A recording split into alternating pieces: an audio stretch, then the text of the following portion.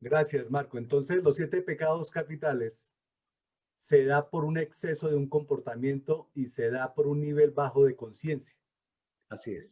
Ujú. El nivel bajo de conciencia se refiere a cuando una persona que, Marco, o sea, ¿cómo le podríamos explicar qué es un hombre con un bajo nivel de conciencia? Cuando hay un malestar, ¿sí? Físico, mental, emocional, ¿sí? Eso sería un nivel bajo de conciencia para hacerlo tácito, para hacerlo tangible. Cuando la persona está en el dolor, está en el sufrimiento, está en el coraje, está en el rencor, está en la tristeza, está en la depresión, esos son niveles bajos de conciencia. Versus, ¿sí? Cuando la persona está en la alegría, está en el bienestar, está en el gozo, está en la luz, perdón que lo mencione así, pero en esta iluminación de las ideas y de la alegría, de la paz, ¿sí? Esos son niveles altos de conciencia. Y por eso creo yo que está relacionado con el pecado, ¿sí? Porque es atentar contra el ser personal. Aunque la iglesia lo pone atentar contra Dios, contra este ser superior. ¿Sí? Pero en verdad yo considero que es atentar contra el ser propio y también contra Dios. Gracias, Marco. Entonces, para entrar en materia, vamos a nombrar cuáles son los 7 pecados capitales. Lujuria, gula, avaricia, pereza, ira, envidia y soberbia. Esos son los 7 pecados capitales. Entonces, las personas que nos están viendo, de estos 7, lujuria, gula, avaricia, pereza, ira, envidia y soberbia, si tuviéramos que hacer una clasificación, porque yo creo que cuando estamos hablando de pecados capitales y está en el comportamiento humano, todos los tenemos. Por supuesto, algunos más que otros o algunos más evidentes que otros. Pero sí me gustaría saber y poderle decir a las personas que nos escuchan, ¿cuándo empieza?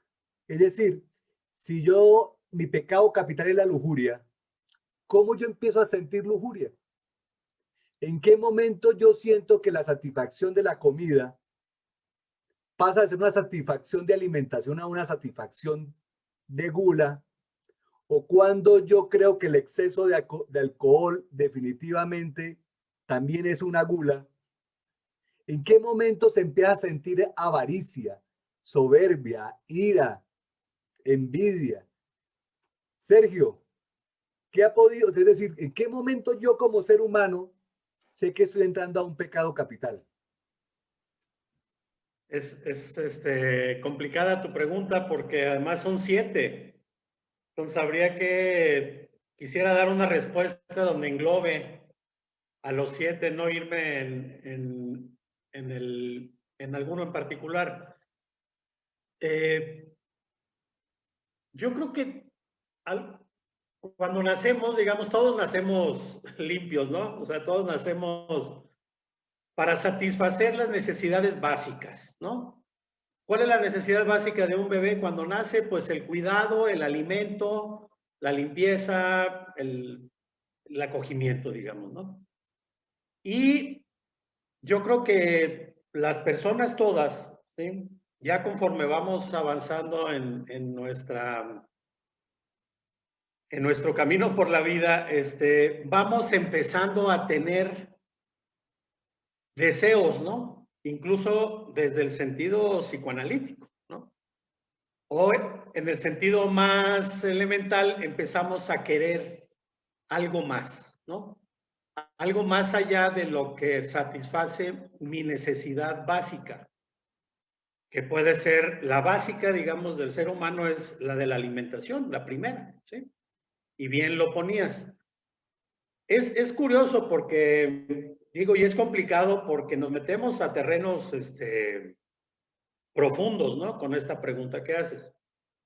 Yo en mis clases que doy en la Facultad de Psicología, suelo poner un ejemplo de cómo el ser humano tiene una propensión desde muy chiquito, desde bebé, no únicamente de satisfacer la necesidad alimenticia, es decir, nutricia, que da el pecho de mamá, sino que después se va a experimentar en el mismo pecho de mamá, se va a experimentar una sensación placentera que ya no tiene nada que ver con el alimento, con la experiencia nutricia.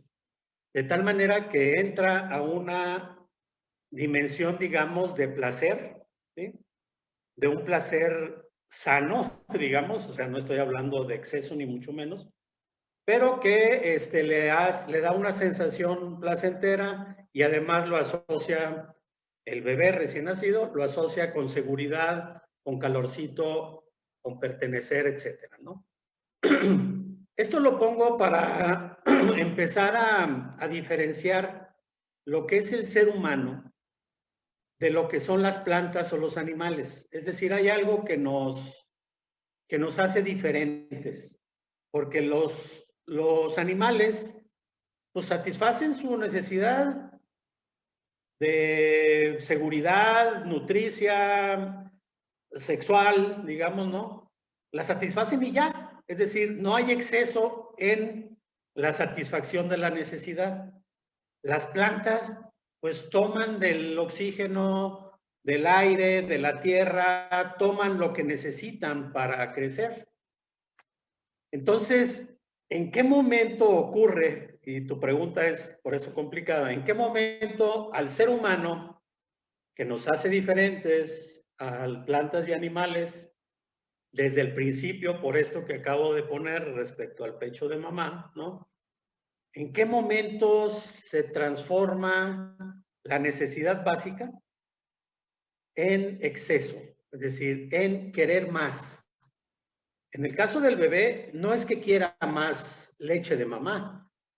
Ahí quiere experimentar otra sensación. Ahí no hay lujuria, ahí no hay, obviamente, ni lujuria, ni hay gula, ¿no? Porque no está comiendo en exceso. Pero sí llega un momento, y ahorita diciéndolo así, lo estoy queriendo repasar las etapas de desarrollo de la infancia, pues sí llega un momento el niño en que empieza a querer los juguetes del hermano, aunque sea el mismo juguete, y empieza a experimentar a lo mejor la envidia, ¿sí? Y eso se empieza a experimentar desde muy chiquito. Me da la impresión que la lujuria, pues tiene que ver obviamente con la presencia, digamos, de las hormonas, ¿no? No necesariamente hasta la adolescencia, sino un poco antes, de tal manera que a lo mejor es cuando empezamos a revisar las revistas pornográficas, en fin. El tema de la pereza, pues, quién sabe en qué momento ya nos da flojera hacer todo, ¿no? Pero bueno, más allá de querer hacer un recorrido por cada uno, porque no acabaríamos y creo que vamos a cometer errores, porque la idea es que después en cada programa que sigue vamos a revisar a detalle cada una de los 7 pecados capitales, y sería una tarea que me llevo pendiente, ¿no? Para responder, Alexander. Pero en términos generales yo podría decir eso. Es el momento en que el ser humano traspasa el límite de la necesidad y por diferentes razones empieza a querer más de lo necesario. Es decir, lo que decía Marco, el exceso, ¿no? Los excesos.